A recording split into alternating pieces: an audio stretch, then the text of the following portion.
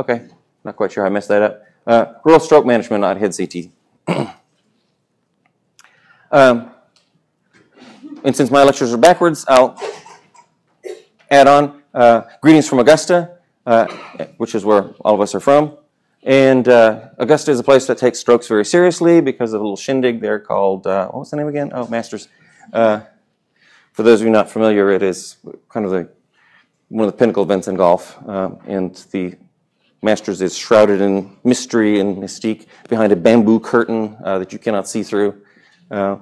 And opens its doors up 1 week out of the year, and the city is flooded with, well, they won't release how many people they actually sell tickets to. We're guessing it's somewhere between 70,000 and 90,000 people on the course daily. Big crowd.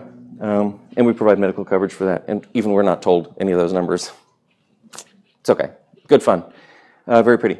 So, strokes. For those of you who are not from the South, welcome to the South, because as you move to the South, you took on the same risk as us native Southerners have for developing strokes. So I don't know if it's from the grits or the fatback or collards. Some have suggested it's the sweet tea. If it's the sweet tea, I'm in deep trouble. But I'm working on that atrophy to have more injury that stays hidden. So black on this map, or dark purple here on this map is bad, so a lot of folks will kind of imagine this is kind of a big belt here, and down here in the south we're in the buckle of the belt, so welcome to the stroke belt. Most strokes that we see are going to be ischemic strokes. Nationally, it's just a relatively small portion are hemorrhagic strokes. Up in Augusta, we're probably closer to 25 to 30% hemorrhagic strokes for a number of reasons. Partly the African-American population is more at high risk for that. Also because of substance abuse, non-compliance with medications. I'm sure none of you ever have that, patients being non-compliant with medication, but in Augusta, I'm afraid we do sometimes. And sometimes their choice is clonidine or cocaine. Clonidine or cocaine. Silly question. I came up with the notion of a stroke cycle. I was thinking about engines at the time, but it popped in my head. And it's kind of a circular thing, which starts at the top here in this case with stroke event, and then we follow it clockwise. So someone has to recognize it, so we need the public educated about that kind of stuff. Patients usually, or oftentimes, don't recognize that they've had a stroke. They depend on somebody else, because they don't realize, I don't have a left side of my body anymore. So whose hand is that? I don't know. Weird stuff with strokes. Anyway, help has to be called. That system gets activated. The patient ends up typically in the ER, where you have a stroke team assembled of whatever it is that you've got assembled at your facility. It may just be the ER doctor and the nurse. Maybe you have a neurologist. Maybe you've got a telemedicine system. Your radiology tech or your CT tech gets notified. Your laboratory maybe gets notified. However you got it set up. Then the patient gets admitted. Then you have all kinds of additional services. Patient gets put out maybe in rehab or a transitional facility, and then finally makes it back home again. In the meantime, you've got community awareness going on, billboards popping up, advertisements in the newspaper and the radio, and the clock's been reset, waiting for the next stroke to happen, and hopefully there's been some risk factor modification in that patient. And then the cycle begins again when the next stroke occurs. Okay, and so lots of people are touching and having contact with stroke patients. That's kind of the concept here. And it's not just it's this piece or it's that piece or this. It's the whole thing. And kind of like the cardiac interlocking links of the chain. When one piece of the chain breaks, the whole system falls apart, and everybody has a problem when there's one problem. So it's in everyone's best benefit or best interest, especially the patients, to make everything run smoothly and keep working on that whole process, not just individual pieces of it. And what are we trying to do when we're talking about TPA for our stroke patients? Patients had an infarct, had a stroke. It was an occlusive event. There are no reserves in the brain, so within minutes, 5 minutes or something, that's about all the reserve that you got. There's tissue death going on. And dead is dead, you're not going to salvage that back. When we're going after TPA, we're trying to salvage that penumbra around it that's still getting some perfusion, but if we don't do something soon, they're going to lose that, and then the infarct core becomes a whole lot bigger and just as permanent. So if we can get blood supply back to that, then hallelujah, the patient gets a lot of function back and does better long-term and has less complications downstream. That's all great. The other thing is trying to underscore how fast this happens. I said 5 seconds. Here in this, I don't know who sits down and counts under a microscope. The cells are dying, I guess. But I think it's more like, so much tissue that's about this much mass, there are about that many cells in this mass of tissue, so an average stroke, they're just numbers, don't worry about numbers. Come up with a concept that for every moment that you're dawdling or waiting around or waiting on some other consultant or someone else to do something else, tissue death is going on. You should be treating this patient like a patient in VFib. And how do you respond to that? There's running usually involved, right? Moving very fast, lots of things happening, a lot of commotion, a lot of noise to get things done expeditiously. Seconds count in that situation. It should be the same for the stroke. The stroke patient just happens to be very silent. There's not quite as much hoopla. Okay, so move along because it's their brain and you'd want folks rushing if it's your brain. And this is not just a United States thing. This is a global thing. I couldn't begin to pronounce that, but I thought that was just too cool to not include in a lecture. Time is brain, so hurry. If there's anyone who speaks Chinese, or yeah, I guess it's Chinese, I profusely apologize. I don't think we have any EMS folks, so I'm not going to spend much time on this, but you're going to be interacting with your EMS people, so tell them what it is that you want them done, what you want done in the field, which should not be a whole lot, and get moving and call ahead. But keep in mind, there are all kinds of things that they have to deal with out there in the field. We think of the ER being a war zone, but the EMTs have it much, much worse with all the families and the hoopla and the hollering and giving advice and running interference and stuff. Just getting the patient out of that environment and closing the doors in the back of the truck is huge and getting away from all that nonsense. But we do need them to bring us back the information of when was the last time this person was normal. Not when did the strokes start, when was the last time it was normal. I think it's an album, something about Polaroid film. When was the last time they were normal? Not when did you find them? And then get to the hospital as fast as they can and call ahead. All right, I'm not going to read this slide to you. You can look up the inclusion and exclusion criteria online. They're all over the place. You'd have to almost hide to get away from them. You may know them, you may not know them, but and if you don't use them regularly, they can be a little intimidating because it is kind of a long check-off list of stuff. We'll move on. What are the time windows? Because that tends to confuse people. It's like, well, I've heard this 3-hour to maybe 4-hour window, or maybe it's a 6-hour, or is it 7.5? I can't remember. Okay, so guidelines are still right now, and FDA approved 0 to 3 for IV TPA. Boom. All comers as long as they meet those exclusion-inclusion criteria. Okay, now, there's the 3 to 4.5 hour subset of patients. So they have to meet all the previous inclusion-exclusion criteria and about 4 more criteria that I'm not going to belabor this with in the interest of time. But I know them because I have to do this day in, day out. I do telemedicine consults all over the state and make the decision to pull the trigger or not. So there's that. Now, there's the intra-arterial TPA, but for that, the patient's going to have to be at one of the ivory tower kind of places. Out in the rural places, I highly suspect that you're not going to have an interventionalist neurosurgeon or interventional neurologist neurosurgeon who's going to do those procedures. You're going to have to ship them out, and that's going to cost time. You have to think about it early on. It's like, I think I've got a patient here who's going to need this on top of the IV TPA, or we're missing this part of the window, or maybe we're going to give bridging TPA, but we're going to have to transfer this patient quickly and not just leisurely as we do with some of the patients. Then we've got the new stuff, and I'm going to touch on it again here in a minute, about clot extraction, the endovascular stuff. Again, at the ivory tower places. We're really not that high and mighty. We put our pants on one leg at a time, just like everybody else. Go to the bathroom.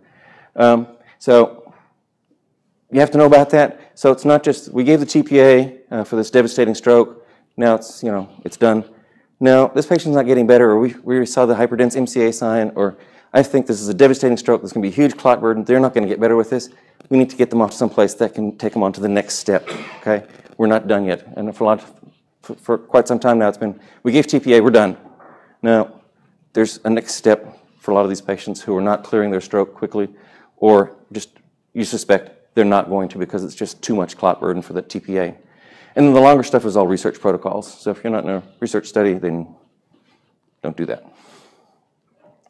Okay, so keep in mind, or just be aware, the FDA approves the 3-hour window, but they do not approve the 3 to 4.5 hour window.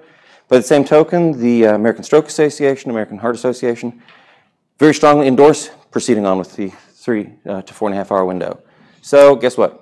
Guess where we are, between the rock and the hard spot. One group says yay, and the other says nay.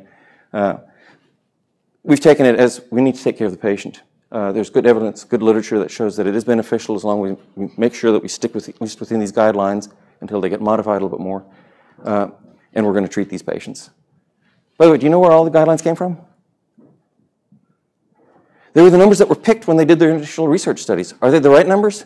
We don't know. It seemed to work, at least when they selected out like that. But does that mean that those are the hard and fast lines that will always be in the, be drawn in the sand? No, but right now it's the best we got. So does that mean that sometimes we unfairly exclude some patients? Yeah, it does. And is it picking up the folks who are going to be at high risk for bleed? Nope. I mean, it picks out a lot of them, but sometimes you follow all the guidelines to the letter, and it's all perfect, and dang if you don't have a bleed. Okay? And there's no way right now for us to predict who that's going to be on the front end. Genentech, by the way, is always very careful to say, we can only follow the FDA guidelines because that's what we're approved for. Now, you may be aware that the FDA has done some, mandated some rewording of the package inserts, Genentech too, so they had to pull a lot of the restrictions because the literature doesn't identify, well, clearly this is bad if it's beyond this or it's past this number, because it's not stated that way in the literature in those initial trials. It was simply, we picked these patients this way. We don't know if beyond that is okay or underneath this is okay. So they had to remove all those things. So you have this kind of wide open labeling information from Genentech, but we're still going with our American Heart Association, American Stroke Association, a little stricter guidelines to say, this is what we know for sure. Beyond that, be careful. Does that make sense? Okay, so just because you see the wider open labeling from Genentech per FDA mandate, we still have our old guidelines that we follow. Blood pressure control. Okay, so if you're thinking TPA, then you need to get the blood pressure below certain numbers. They happen to be 185 over 110. That's an absolute. Okay. Now, if it's very nicely trending down that, you can start popping open the TPA, get somebody to start mixing it in anticipation of it hitting the right numbers, and then you can go. Now, if you decide no TPA, this is kind of weird for some folks. Oops, it's on the next slide. I'll come to that with the next slide. The medicines that we're using to get blood pressure down are labetalol in boluses, followed by a drip. Because if you're giving boluses to get it down, I can guarantee you you're going to need a drip to keep it down. Because as soon as you turn around, it's going to shoot back up again and put your guy who's just gotten TPA at higher risk for bleed because of uncontrolled hypertension. Okay? And nicardipine, it's kind of a cat's meow. The nurses love it. You just kind of dial it in. You can dial it very quickly, but then get ready to dial back down again because you kind of, it's just a nice little dance that you do with the patient. Typically, the recommendations are to change the dosing every 10 minutes or so. It's like I'm sitting on a time clock here. I've got to get this pressure down, and this patient's losing brain here in front of my eyes. So I will sometimes ask for it to be bumped up every 3 minutes instead of 10. Watching closely, make sure as it's starting to plateau that we start backing off so we don't let the blood pressure drop. Low blood pressure is very, very bad for your brain, very bad for cerebral perfusion pressure. You will kill brain that way. So avoid hypotension at all costs on any brain injury patients. Okay, so if we don't give TPA, I started getting to this, so we will let pressure go on up as high as 220 over 180 and let it park there. Okay, we went below those numbers, but we don't have to go for these pre and post TPA or post TPA numbers. Okay, permissive hypertension is acceptable, and it's felt that that's the pressure head needed to get a little bit of blood into that penumbra and try and salvage it that way, rather than lowering it because it may take away the pressure head that tissue needs to survive. You may make things worse. So it can be lowered gently over the next day or 2 or 3. One paper suggested even as far as a week out. That was a paper from another country, and it's been several years back.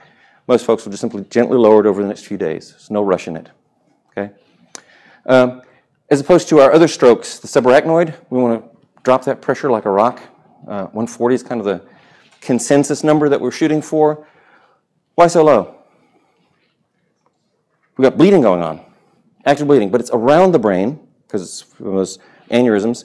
Okay, so it's not really squeezing the brain particularly. It's just they're irritating it. So we don't want to dislodge the clot, so we want to get the pressure as low as we can, but still maintain adequate pressure head to the rest of the brain. So 140 is kind of the number where most folks that are busy, sitting in big rooms, smoking cigars and stroking their brains, like, 140 sounds pretty good. Everybody agree? Yeah, okay, 140. That's the new guideline. That's how some of this stuff happens. It's science. We don't want to go as low with intraparenchymal bleeds, though. 160 is kind of the number, because we're caught between a rock and a hard place. There's bleeding going on, and I want to stop the bleeding, but I've got mass effect on the brain tissue because of that blood clot that's sitting there. It's squeezing brain and displacing it. So I want to try and maintain some kind of decent pressure head, but at the same time, get it to quit bleeding. So, yeah, 160. Any objections? Yeah. 160 it is. Yeah. Are those the final lines? I hope not. I hope we come up with something a little more scientific. But it's kind of hard to do, 360 volunteers were hit in the head with a hammer to induce bleeding, and then the blood pressure was either not controlled or controlled to this number or that. Some research can't happen. Okay, so again, with these meta-analyses and kind of retrospective looks and say, well, what was that pressure and how'd they do? Okay, controversial patients, the ones that are rapidly improving. Okay, you've seen those, right? They're getting better, but then they seem to stop getting better. They're moving the left side again a little bit. It's kind of like and their leg kind of. They're improving, so we're not going to give TPA. If you're looking for an excuse to not give TPA, okay, you can hide behind that. But do you think that's a good functional outcome for your patient? I would argue not. I would not like to be left like that. So they'll plateau and not get better. I would submit to you they should be treated. Okay? Are they going to clear more on their own? They might, but they've kind of shown you already they're kind of leveling off. They're not improving rapidly. And there's continuing damage going on. Mild patients. Just on the NIH stroke score, it's only a 1 or 2 points. Okay? Is that bad? Well, I would argue to you that if I just happen to wipe out one of my language centers and can't talk, that's pretty devastating. And you can tell already I love talking. Okay? So please give me my TPA if I can't talk. Okay? Or if I can no longer see the left side of my world. What do you think is going to happen when I step out into traffic? Okay? Because I didn't see that car coming from the left side of my world. Missed it. Forgot to turn my whole head and body so I could see over there. Okay?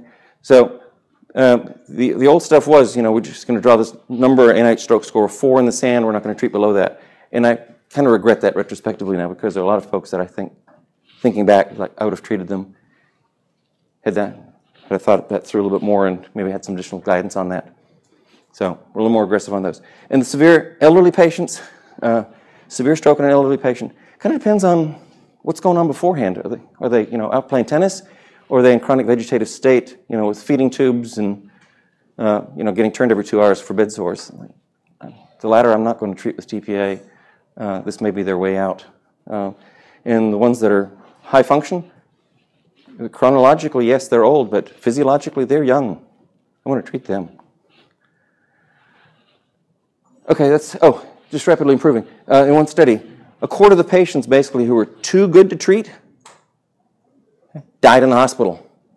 Another quarter couldn't walk on their own, couldn't go home. They had to go to some other assisted living facility. They were too good to treat. Okay, or another quarter couldn't walk independently on discharge. Too good to treat. So, and I think I said that already. Got ahead of myself.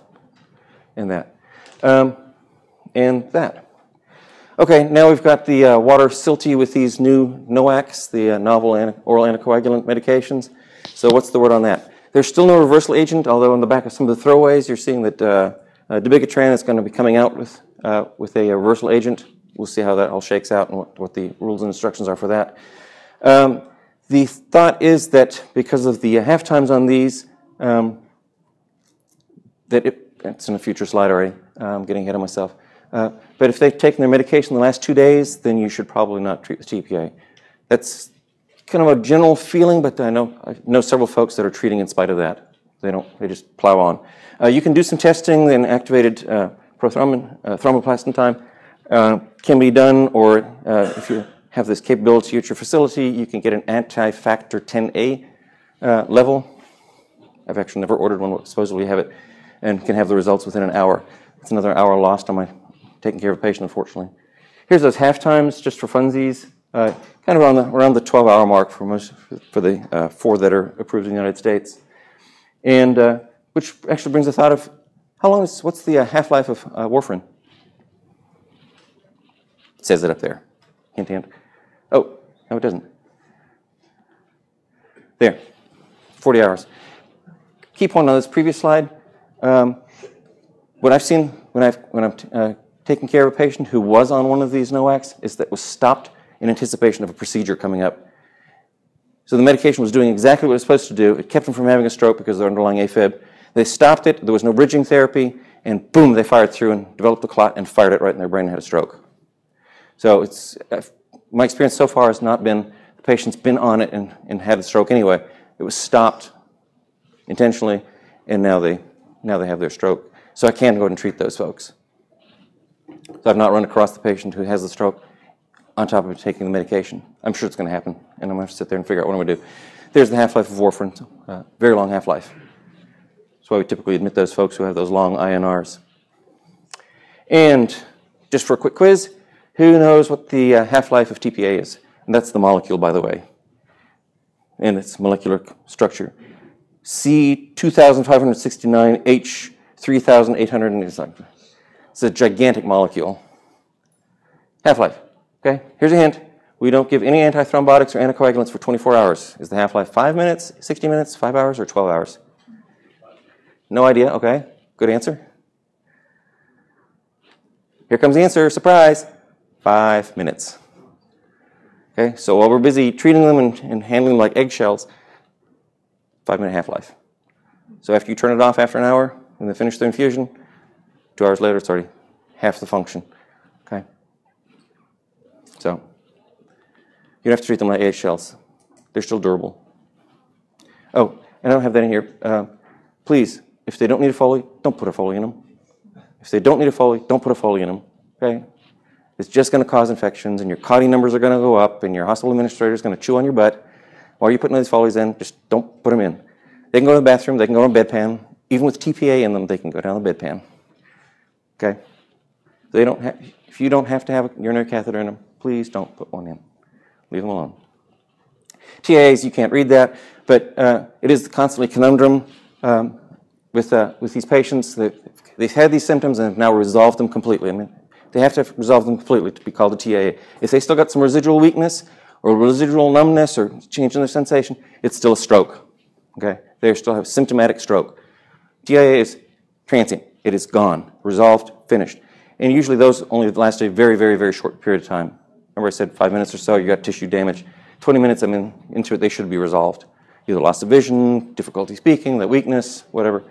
Sometimes they go for some pretty devastating symptoms to suddenly well, or even more scary, the ones that are sputtering. Well, it got well again, then it got a little worse again, and then it came back, and then it happened again. It's like, oh gosh, that's crescendo TIAs. That's just a harbinger of badness right around the corner. What do you do with those? They're kind of a hard sell sometimes, aren't they, to your hospitalists? Well, they're normal now. Are there any complaints? Or do your hospitalists just take them? No comment. Okay, you never see TIAs. Okay, well, what do you do with them? One tool that we'll use that's pretty easy is the ABCD2 score. So just like here in the margin, A, B, C, D, 2 Ds. Point system, it comes up to a maximum of 7 points for each of those characters. They're kind of yes-no kind of questions. It's there or it's not. And how long did it take? And then based on that, you can lump them into low, moderate, high scores, and then you can predict roughly what their percentage chances are of having a stroke in the next either 2 days, 7 days, or 90 days. So for the low risk, I mean, it has to be really low, then even 1% chance in the next 2 days. That's not so bad, as long as you can get an expedited workup done. Not much worse in 7 days, 3% in 90 days, so not too bad. But you still want to get that done because you don't know who's going to be which. The high stuff, I mean, it gets up here to Russian roulette, worse than Russian roulette numbers. Okay, those patients should be admitted, and if they're going to have that event, probably in the hospital is a better place to have that than out at home, someplace where they get found later on. So we'll admit very liberally on these patients to get an expedited workup. Don't forget all the lookalikes that are there. Number one being all those blood sugar related problems. Typically, if in the exclusion criteria, if blood sugar is less than 50, you're probably not treating a stroke, and give some dextrose and their stroke symptoms will get better because it's probably exacerbation of their previous stroke symptoms. Okay, so glucose in that case works as good as TPA does to make the Lazarus effect happen. Okay, and just get up from the dead. Bell's palsy, good lookalike. Complex migraines, they're just difficult, and hopefully you can get a history of other similar paralytic events. And sometimes they'll get CTs, and they even get TPA a couple of times before someone figures out there's a pattern here, and this is what this is. This is a complex migraine. This is not a stroke. Brain abscess, brain tumors. Let's see, more blood pressure stuff, more diabetes stuff. Do y'all see conversion reactions in your ER? God, they're frustrating. I don't know. I don't get the benefit of pretending to have a stroke. They seem to tend to come into the ER faster than the real stroke patients do. Okay? You see a typical stroke patient, within 30 minutes to an hour. The conversion reaction seems to be there like in 15 or 20 minutes. That's a generalization, but fortunately there are about 5 papers out there that tell us that conversion reaction patients tolerate TPA very well and don't have complications. And anyone who's been doing this has treated a conversion reaction with TPA. I have treated several conversion reactions. They've fooled me. There's lots of conversion reactions I pick up on, but sometimes it's just too good. And by the same token, there have been a couple of patients I thought for sure there's going to be a conversion reaction. Got an MRI, they're having a stroke. It's like, man, I got that one totally wrong. Got that one completely wrong. So give your patients the benefit of the doubt. But if you're treating a conversion reaction, at least organically, they have healthy brain. Functionally, there's some other issues going on, but they tolerate that joke quite well. Medical legally, for the longest time, there have been position statements that said that TPA is not standard of care, so you don't have to do it. They were trying to protect you guys, especially when you don't have all the resources and neurologists and radiologists who are looking over your shoulder say, yep, go do this. But that's been loosened up, and then the most recent stuff from ACEP now is that it is the standard of care, and even after re-reviewing the position statement, pulling it, sort of pulling it back, half back, and asking for another review, they came up with the same conclusions, but basically it's recommended. So you're going to have to make some decisions, either by yourself or get on the phone or have some kind of telemedicine system. Time targets, you can find those on the American Stroke Association, but they're good ways to kind of check and see how is my system doing. Okay, then at the beginning of this year, there was a big change in the whole endovascular stuff. You've kind of heard endovascular kind of making some noise, but basically the noise was noise.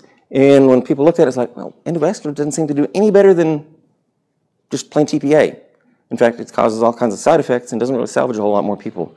So all kinds of centers were building up these wonderful suites, and then it's like, do we really want to use it a whole lot? That's kind of bad. But there were actually 5 papers that came out in the past year, most of those were in the spring, presented at the American Stroke Association, that basically said, this is good stuff. You just have to move fast, because before it was like, we leisurely kind of sauntered on in, and 24 hours later we finally decided, let's go to the cath lab and do this. Like, what the heck? Okay, you need to be moving as fast as everybody else is here. So they were doing this in an expeditious fashion, taking these people to the cath lab after doing some additional studies to make sure that they're getting the right people, and using newer devices, the Solitaire, and I don't own stock in this, but that is the one that was used heavily in the most recent papers, as opposed to the other ones, which are hodgepodge, old devices, new devices, and just jumbled. Putting the clot in and firing this mesh, letting it sit for a moment so it would stick, and then pulling it out, and you're salvaging all kinds of patients, which is why I was saying we're not done. I can't read that. Thank you. So the patients with a heavy clot burden should have additional procedures done to try and get that clot out and salvage brain. That's the bottom line. So there's what it looks like in real life. Teeny tiny stuff. Can you think how small those vessels are inside your brain, and someone fishing around there with a little wire coil. Hypothermia, it's still largely a disease looking for a cure, kind of like magnesium and hyperbaric oxygen. The thought still remains that maybe just like the cardiac patients, the biggest thing is to try and prevent fever. Fever is bad for the brain, post-cardiac arrest, probably as well as for stroke. So prevention of fever is going to be bigger than necessarily cooling them down X number of degrees. That's not out yet completely. It's not completely resolved, but that's kind of where it seems to be leaning toward. Okay, so where does the rubber hit the road? The reality, and what we found as we set up our own stroke network, was that out in the rural communities, the patient was extremely unlikely to get TPA. It's multifactorial. Part of it was the fact that it wasn't even stocked in a lot of the small ERs. So if it's not stocked, there's no way you're going to get it. Statistically, 0 doesn't work for much of anything, though. So we dreamt up something. We called it Remote Evaluation for Acute Ischemic Stroke, nicknamed it REACH, and had to reach a little bit for the C and H out of the middle of the word. It's just a computer on wheels. I know it looks kind of intimidating. In the end, it is nothing more than a computer, a keyboard. It's like the cows that you have, or they're not called cows at our institution anymore. We upgraded all of our staff. They're not pushing around a cow. They are now driving BMWs. Bedside workstations. So, bedside mobile workstation, BMW. Our staff are happy. Yeah, well, they're chuckling anyway. Camera, it has 2 screens on it, one for a working screen for whoever's there in the hospital, and a screen on the backside to just project the consultant so the patient and family can see who it is that they're talking to rather than just, talking to the telephone. And a camera at the top, and that's really it. That's the magic of the cart, and then the software that it runs with. They'll push CTs. You need to, if you're doing consults, you have to look at the CT scan. It's nice to rely on the radiologist, but it's still not 100%, and I like looking at my own scan 100% of the time. Patient can see me, I can see myself, we can see each other, basically. For the continuous interaction, it works quite well. Anyone here doing telemedicine? I don't know from where are you at? Enterprise, Alabama. Enterprise, Alabama, okay, awesome. I did back in New Jersey. In New Jersey? Yeah. Okay. Did I see another hand over here? In In Metter? Okay. So there are lots of telemedicine systems out there. I happen to be able to talk to the one that we're using because it doesn't make a lot of sense for us to make one and then use somebody else's. So I'll add that bias to it. But I'm not here to sell the product. It's just the concept. Kind of behind here, because I took a bunch of slides out, you can see that there's a note in progress. So it's a consultation, just as if a neurologist or somebody goes into a hospital, does the consult, you leave notes afterward with your recommendations, so it's a full-fledged thing. And it doesn't matter if I happen to be physically there, if I'm doing it remotely from a couple hundred miles away, same kind of service that's being provided in interaction with the patients. So this Georgia map, just for our network, the counties that are there in kind of that pink color are counties that don't have hospitals. We're down here in Lowndes County. So the counties in green are our own network. Savannah has its own network, and we're actually doing the consults for Savannah. So if it's a patient down here in, say, Coffee County in Douglas, then that patient will end up getting treated, and they get flown to Savannah. So we're just kind of helping underpin that particular network. These guys down here have a system that they're using, and then over around Atlanta, the Piedmont hospitals are using the system. Same thing with South Carolina. We actually have now crossed the state line and are doing consults in Aiken, South Carolina. So it kind of gets into that whole crossing state lines jurisdiction domain and trying to do that all above board. And then out of Charleston, they have a whole network across the state as well. And you can take care of patients just as safely on doing it via telemedicine as you can live and in person. That's the cool, incredible part of that you can do it very, very safely, and we've proven that. There's some old numbers. We're actually 32 live sites, and there's a couple more that's supposed to get started here in the next couple months. I can guarantee that we were well over 5,000 patients, probably pushing closer to 6,000 at this point already, this late in the year. And that 700 patients is probably closer to about 850 or 900 patients with TPA.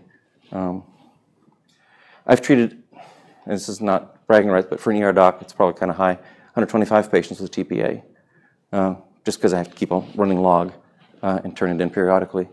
Otherwise, I wouldn't do that kind of bean counting. Let's see. I think my point here on this slide is it is a team effort.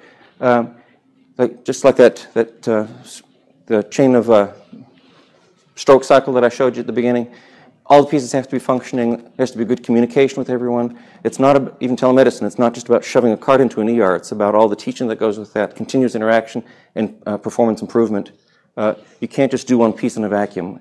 It all integrates. So be stroke smart and hurry. For some reason, my logo never caught on. Whatever. But we actually give out little bonus pins, just kind of keep it in people's mind. So people love these pins, EMS, nurses. Where's my stroke pin? I gave TPA. And, okay, great. And this is Bubba Watson, a stroke champion from 2014. Good Georgia boy. Any questions? How about other thrombolytics? You have to case and that's all you got, not FDA approved. It is not FDA approved. It is actually being used and being studied in other countries, and we keep hoping for it because it's supposed to be a little bit more selective, have less bleeding side effect profile, and it's certainly ridiculously easy to use. And it's like, there's your TPA done, not all the other stuff. But right, and some patients have accidentally gotten that. Someone pulled the wrong protocol off the shelf and then gave the wrong drug. But we're not recommending that. You can get away with it sometimes, but that's exactly what it is. And if there's any kind of bad outcome from that, you're hung out to dry. So don't do that. Get the other stuff on your formulary. And if the patient can't pay for it, Genentech will pay for it. They will reimburse wholly, solely, and totally. And if you end up spiking the drug and not use it, they will refund that to the hospital as well.